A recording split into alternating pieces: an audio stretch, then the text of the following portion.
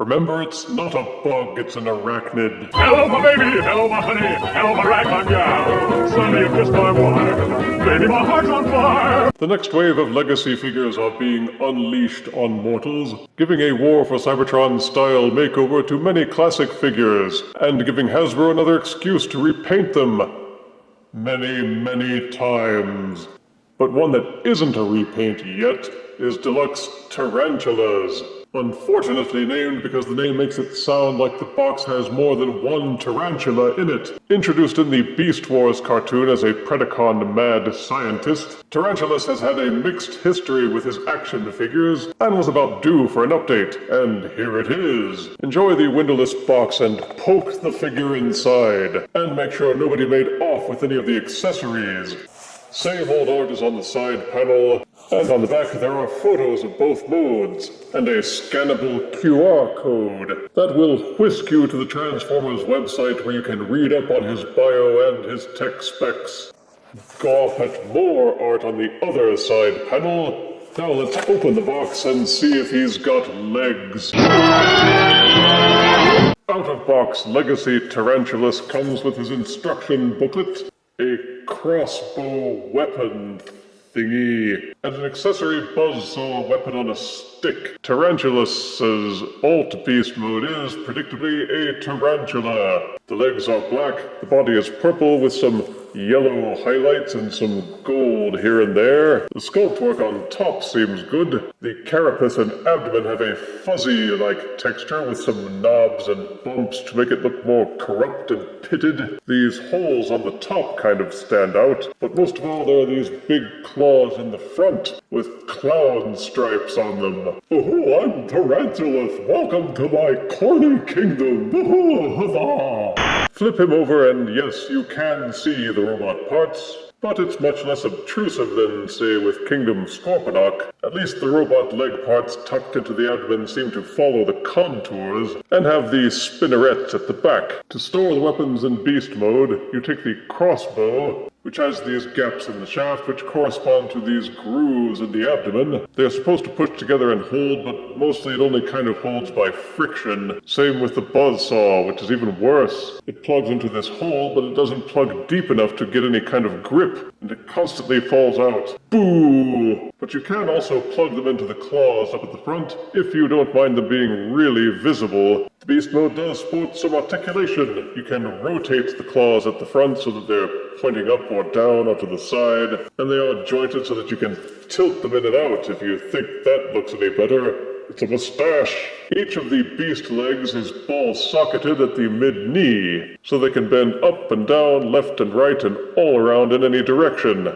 But it's disappointing that the legs are not ball-socketed where they join into the body, and it looks like they could have done that. What, were they worried that it might look too kibbly? Being able to angle the legs at the body would have added so much towards being able to pose Tarantulas into springing and crouching poses of all kinds. Perhaps a third-party company will come up with replacement parts to allow this, but in the meantime, we can only look at these frozen joints and ask, why? To transform Tarantulas into robot mode, first de-accessorize him if you haven't already. The beast legs connect to the side of the spider by means of this tab and this hole in the side. When transforming to beast mode, plug those together, but to transform him, untab by pushing the arm down, then underneath the tarantula, swivel the robot arms outwards, angle them down, then untab the spider head from the top of the body. It angles backwards on these hinges and folds up behind the neck. From behind the spider, you see the robot legs are folded up underneath the abdomen, and it's a simple matter to unfold those legs and straighten them out. When transforming to beast mode, the shin and the thigh tab together by means of this tab and groove. Then you just kind of gradually fold up the feet and tuck them inside until they fold inside the abdomen, and then you tab the spinneret just below this rim. But to transform to robot mode, unfold the legs, pull them out. Removing the legs will allow you to untab the abdomen back from underneath the robot chest, with the legs folded up straight, and make sure everything is angled up out of the way so that you can do a 180-degree rotation on the waist. Then you can take the abdomen and fold it upwards, and it will tab in just behind the neck. Then fold the legs down properly. Rotate the arms down. You can use these swivels in the arms to angle the spider leg sections backwards. Then rotate the claws so that the elbow joint is pointing forwards. And then it's really your choice how you want to angle the spider legs, either fold them up or leave them splayed out. All in all, it's a pretty good transformation, and there are some clever bits and things which pack up well. The robot mode has a number of ups, but also some extraordinarily visible downs. Tops on that list is that the spider legs aren't just out there, they're way out there. Like with Kingdom Black Arachnia and Predacon Scorponok, they just don't seem to have known what to do with the beast legs. The parts which attach them to the robot arms have no flexibility, so you can't do much more than just rotate the whole caboodle backwards to try and minimize the appearance somehow. Good luck with that. And since there are no ball sockets where they join to the arms, each of the legs fans out like Vishnu. Your only options are to fold up the legs as much as possible in a vain attempt to try and hide them, or fan them out, embrace the ugliness, and say that it's cool because it makes him look like Doc Ock. And if you can get past that, you can appreciate the robot mode a little bit more because it's actually pretty good underneath all that leg kibble. The robot is well proportioned, the colors are neatly applied, he's got a boss-looking head, with a Cyclops eye visor, horizontal fangs, and a whole cluster of eye spots. He's got fuzzy black underpants with more eyeballs on them. What's up with that? And he's got massive pecs. He looks good from pretty much any angle, even from behind, because the spider abdomen folds up into a fairly compact backpack. One of the only drawbacks is that he has no proper hands. Instead, the spider claws are his hands. And to be fair, they are equipped with 5mm ports, so they function just as well as the forearms on most deluxe figures. Beyond that, he has no 5mm ports except on the bottoms of the robot feet, so the customizing options are limited, which is a minus. Whoa. And I wish that they had added ports to the ends of the legs so that he could carry even just core-sized weapons, so that way he could literally be heavily armed. Get it? Armed. It is also possible to plug both of the weapon accessories together to form a crossbow buzzsaw. For a deluxe figure, the articulation is surprisingly good. The head will rotate 360 degrees. It is ball-socketed, but it only waggles up and down just a smidgen. Depending on how you have the beast legs rotated, the shoulders will do a full 360-degree rotation. They're also hinged so that they will splay out. But as soon as these spider legs start hitting into other parts of the body, the articulation stops. The arm will rotate just below the shoulder. It will also rotate fully just above the elbow. And the claw is hinged so that it will rotate in 90 degrees.